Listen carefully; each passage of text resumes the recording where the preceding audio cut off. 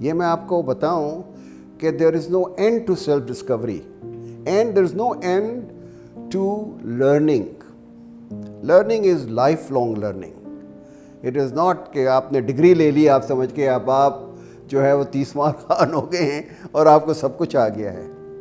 When I joined the civil service, جب تک میں فیلڈ میں تھا اس وقت تک تو بہت اچھا تھا کیونکہ میں لوگوں کے مسائل سالو کرتا تھا, وہ ایک کامن سینسیکل چیز تھی.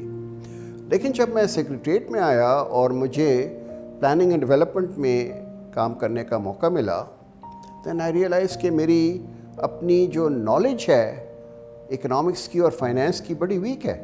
میرا بیک گراؤنڈ تو سائنس تھا. تو میں نے کہا کہ اگر میں نے اس فیلڈ میں جانا ہے تو مجھے اپنے آپ کو تیار کرنا ہے. That is a self discovery again. And then میری ایک بچی ہونے والی تھی, اسکالرشپ بہت تھوڑی تھی, اس کے باوجود بھی ہم جو ہیں وہ ولیمز کالج میں جا کر ماسٹرس ان اکنامکس میں نے کیا, جس میں 25 لڑکے جو تھے اور لڑکیاں وہ سارے اکانومسٹ تھے اور میں ایک نان اکانومسٹ تھا اکیلا, اور اس پہ پھر میں نے ٹاپ آف دی کلاس آیا. تو وہ بھی سیلف ڈسکوری تھی. اس کے بعد پھر میں دوبارہ پی ایچ ڈی کرنے گیا. مجھے لوگ کہتے تھے بھائی ماسٹرز کر لیا تم نے, کافی ہے, تمہیں آ گیا ہے, یہاں اب تم جو ہے وہ آگے جا سکتے ہو. میں نے کہا نہیں, یہ ابھی میری جو اس وقت what I call is thirst for knowledge یہ پوری نہیں ہوئی ہے, میں اس کو آگے لے کے جاتا ہوں. پھر ہم 2 بچوں کے ساتھ دوبارہ بوسٹن جا کے پی ایچ ڈی کیا. بہت برے حالات تھے, اسکالرشپ بڑی کم تھی, وہاں 6 مہینے برف گرتی تھی, بہت حالات تھے, لیکن ایک پروسیس تھا اندر سے کہ یہ اپنے آپ کو امپروو کرنا ہے. پھر ورلڈ بینک میں گئے, وہاں کمپٹیشن بہت سخت ہوتا ہے, ساری دنیا سے لوگ آتے ہیں, تو you have to adapt yourself to becoming an international civil servant rather than a national civil servant. اس کے تقاضے اپنے ہوتے ہیں.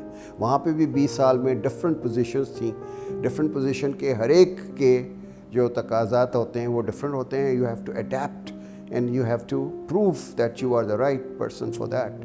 تو اسی لیے وہ 7 دفعہ میری وہاں پروموشن اسی وجہ سے ہوئی کہ because I was constantly trying to improve my self according to the circumstances.